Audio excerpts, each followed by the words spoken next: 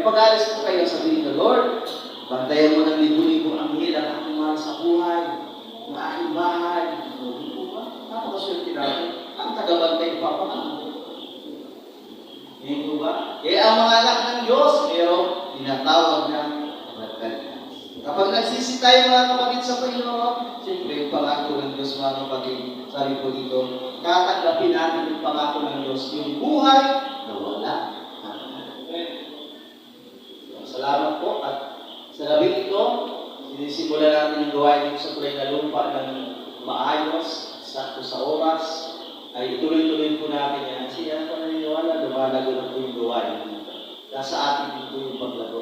At yung paglago nito, samahan ng Diyos ng grasya niya. By the grace of God.